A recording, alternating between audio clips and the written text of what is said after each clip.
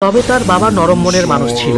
এদিকে এয়ারপোর্টে 4 জন air hostess প্লেনের দিকে যাচ্ছিল, কারণ তাদের বিমান কিছুক্ষণের মধ্যেই ফ্লাই করবে।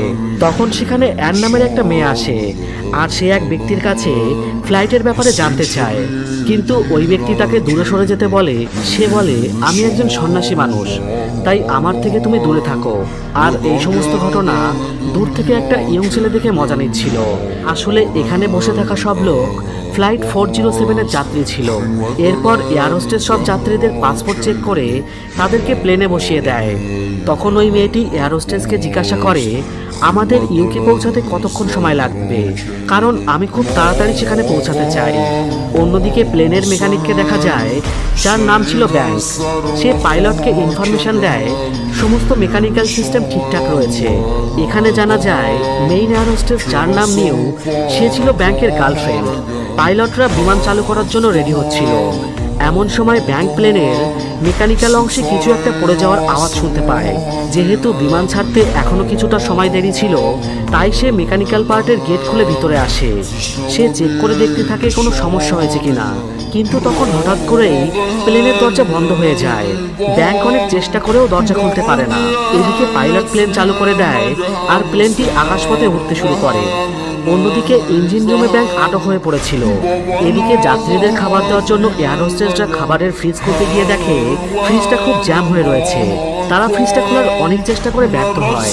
তখন মেইন এয়ার হোস্টেস নিউ এসে ফ্রিজের ওপর জোরে একটা আঘাত করে, আর এমনটা করতেই ফ্রিজের দরজা খুলে যায়।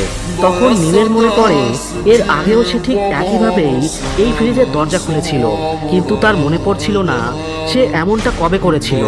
সে তার পুরনো স্মৃতি মনে করার চেষ্টা করতে থাকে, কিন্তু তখন হঠাৎই সে তার পিছনে একটা অদ্ভুত ছায়ার মতন কিছু দাঁড়িয়ে থাকতে দেখে। এতে করে নিয়ে খুব ভয় পেয়ে যায়। এরপর সে নিজেকে শান্ত করে যাত্রীদের কেবিনে আসে। তখন ওই ধার্মিক ব্যক্তিটা একটা ভয়ানক দৃশ্য দেখতে পায়। সে দেখে নিউয়ের পিছনে পিছনে কোনো অদৃশ্য কারো পায়ের ছাপ পড়ছে। এটা দেখে সে প্রচন্ড ভয় পেতে থাকে।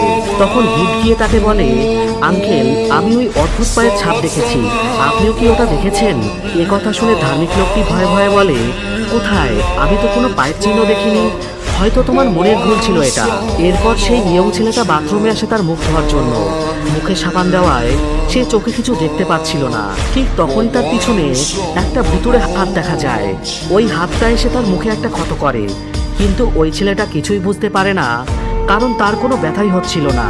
অন্যদিকে প্লেনের ভিতরে লাইটগুলো অটোমেটিক অন অফ হচ্ছিল। এমন সময় একজন লোক তার সিট থেকে উঠে অস্বাভাবিকভাবে হাঁটতে শুরু করে।